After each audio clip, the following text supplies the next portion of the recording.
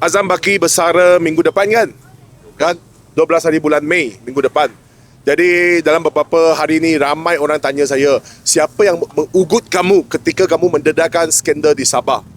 Siapa yang mengugut kamu supaya kamu tidak boleh membuat laporan kepada pihak SPRM? Dan saya ingin menekankan, tidak lama lagi saya akan membuat laporan polis sekali lagi dan saya akan mendedahkan semua bukti bahawa siapa yang mengugut saya. Bagaimana dia minta menyelesaikan skandal rasuah di Sabah. Dia jadi broker, orang ni jadi orang tengah, dia jadi broker. Dia mendesak peguam saya isukan surat. Dia kata jika orang Sabah ni semua, YB di Sabah, mereka pulangkan wang kepada saya, dia minta saya diam dan dia minta satu surat jaminan daripada pihak peguam. Ada saksi semua. Sejak bilalah orang yang berkuasa ni sudah menjadi ejen pelobi untuk menyelesaikan kes. Sebenarnya dia yang diberikan amanah, dia berikan kuasa untuk menjangankan tanggungjawab. Albert, tapi kalau you kata orang yang ugut you tu mungkin akan bersara kan? Manalah tahu orang tu ganti jawatan lain ke jadi senator mungkin?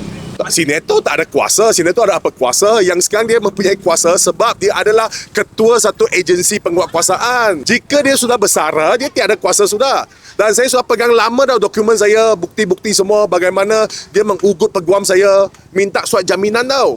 Bayangkan, dia adalah seorang penjahat awam yang tertinggi di dalam sesebuah agensi penguatkuasaan. Dia pula minta peguam saya, ada bukti semua. Peguam saya hadir ke pejabat dia, ada logbook dia, keluar masuk SPM semua ada bukti.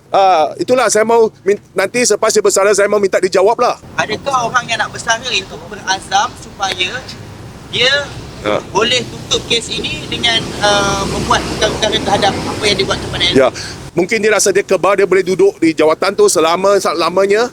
Kan sebelum ni lah mungkin dia rasa dia kebal lah. Boleh duduk di jawatan tersebut sampai umur 70 lah. Tapi syukurlah, ini namanya kalau di pepatah Cina, Tuhan ada mata tau. Tuhan nampak, syukur.